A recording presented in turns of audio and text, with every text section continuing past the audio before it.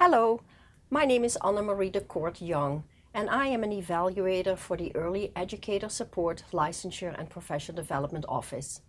This video will provide you with information on how one early childhood education teacher collects ongoing assessment information about her pre-kindergarten students.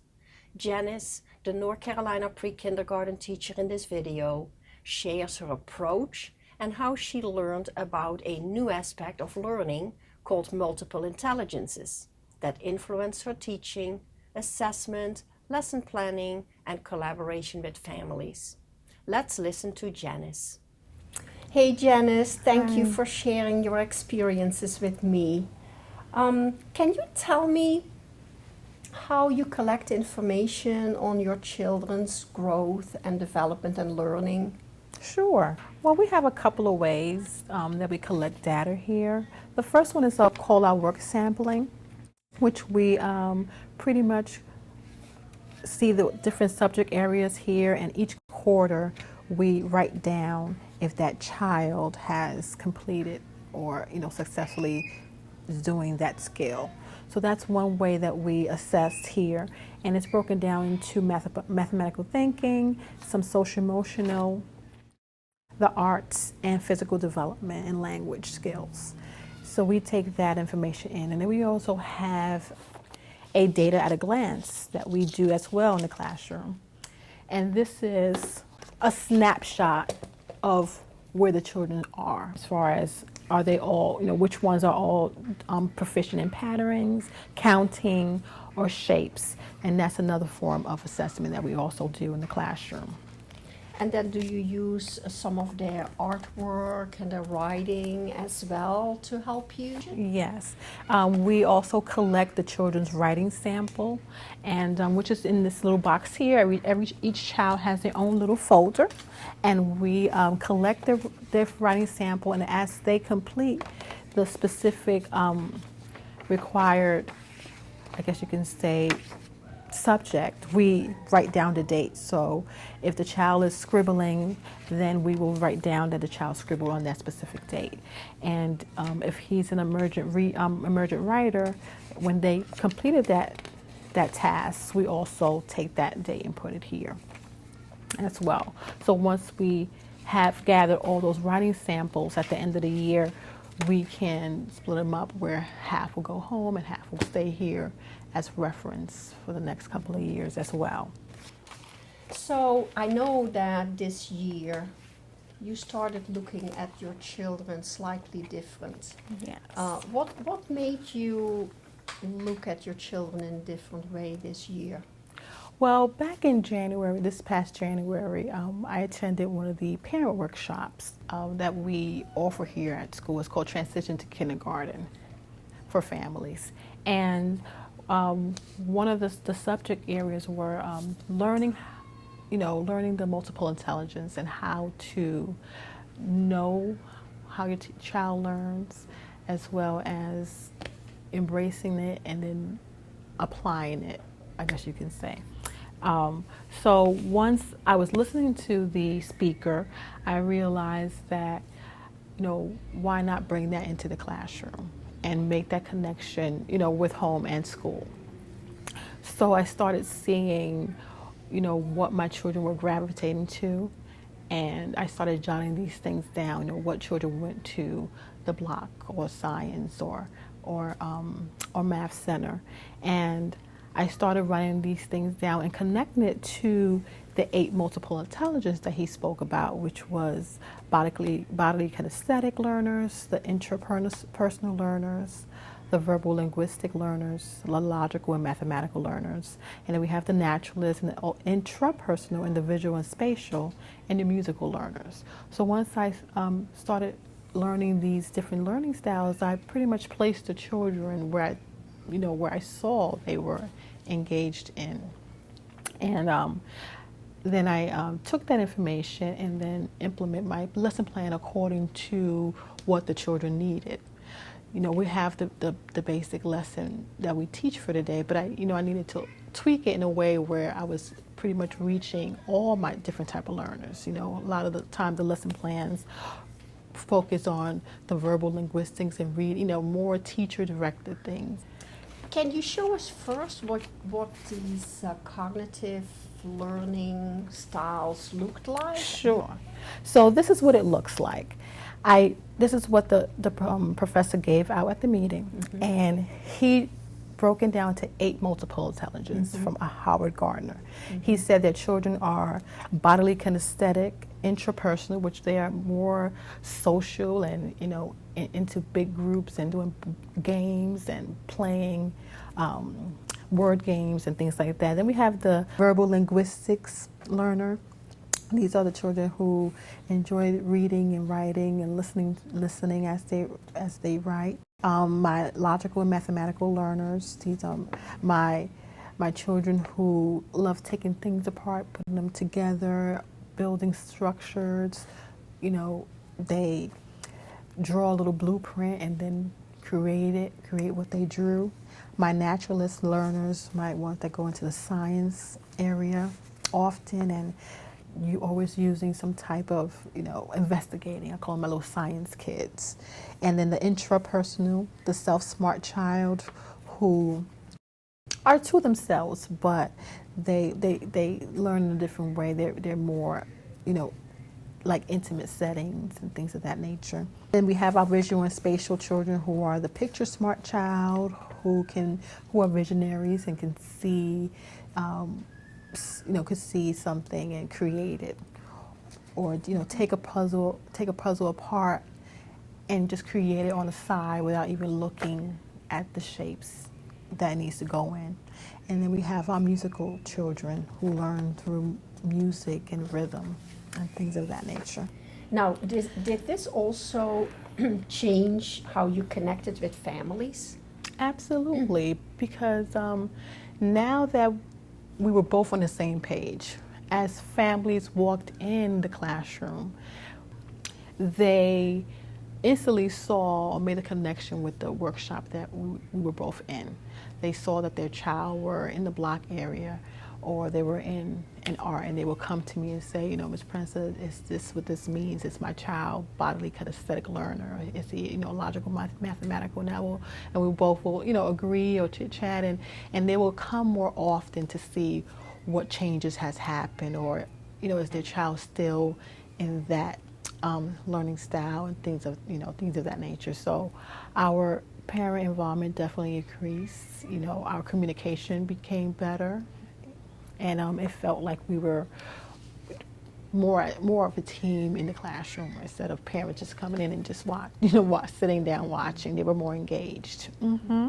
When I visited your classroom once, that you were actually sending them pictures like right away. I did. We have this app called the Classroom Dojo that we implemented this year.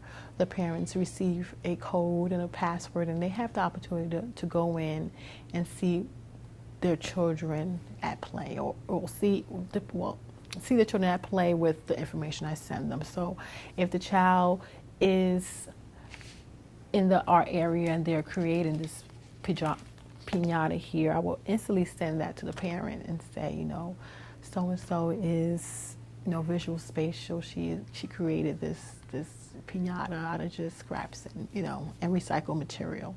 So the parents have the opportunity to see their children in action, and it also build that communication, because they could respond to me and I could respond back to them, and we can talk via. And it looks like it gave you another way of gathering your data even differently. It did. As I took pictures, I also placed them here, and I started writing down what the children were doing at that moment. So we have the kinesthetic learner, and he needed to touch, tactile and touch and get into the sand and water. So I found a way to help him with what was his skill that he needed. So he needed help with his with his alphabet. So I asked him, your name starts with, J for John, for John. Can you show me how we can make it, make a J with this dough? And he was eager to learn because it didn't feel like I was, I guess you could say, teaching him or sitting down and having him, recall information. It was in his comfort zone. He was doing what he loved to do, and I ended up getting the result I needed by just letting him do what he enjoys. Mm-hmm. And then here we have a little girl who learns through music, and she's very fidgety and can't sit still most of the time, but that's because her brain is always ticking or has a song. She's always singing in her brain and humming. So I said, well, I looked at my little data at a glance here, and I knew that she needed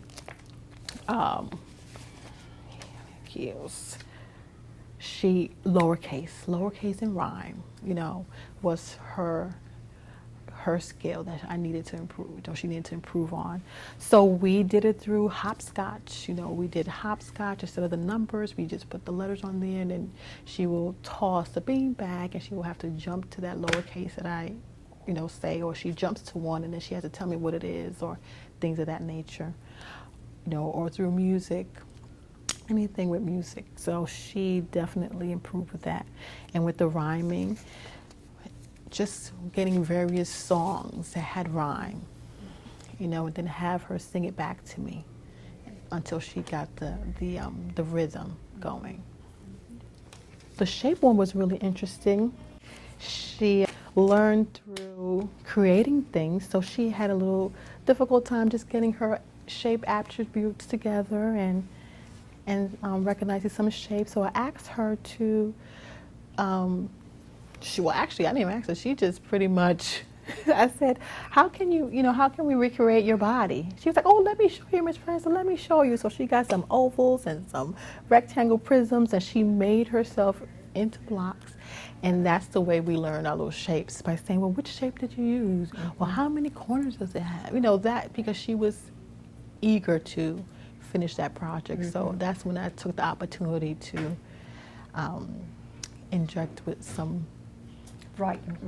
And that's how you learned whether she knew her shapes or not. Mm-hmm. That's actually pretty cool. And then what did you do at the end of the year with all of this good information? Well, at the end of the year, I was thinking, what can I do to end the year with that, just making a connection with the parents. What can they take at the end of the year that will help them during the summer? And I decided to make a little scrapbook here that show the child in action of what their learning style is, and a little saying of what they love to do throughout the year. And hopefully with this information, the parent will take it and use it over the summer. So this child here is an art picture smart kid, and it says that I love art, I think in pictures, I play with shapes, and I enjoy building and creating things. So hopefully over the summer she will get those type of activities so she can continue to enhance her learning style. Mm-hmm. Yeah, and parents can actually take that information to the next teacher exactly. too, right? Mm-hmm. Take it to the next teacher and put in a little child's portfolio. That looks wonderful. So I wonder how you're going to plan on using this knowledge for your new group of kids next year. So next year, I'm excited just to try this new assessment notebook that I worked on. It's a template with the 8 multiple intelligence on here. So what I plan to do in the beginning of the year, those first 3-4 weeks, the children are pretty much exploring and knowing the classroom and, and seeing what it is that they like to do. So as I take those notes, I will put it where it applies in this notebook. So if the child, goes mostly to science, I know that that's the, naturalist or the logical. And I'll put my little sticky note on there. So as the time goes on, at the end of the, a couple of weeks or a month, I see how many sticky notes I have in each specific little box here, and that's how I will,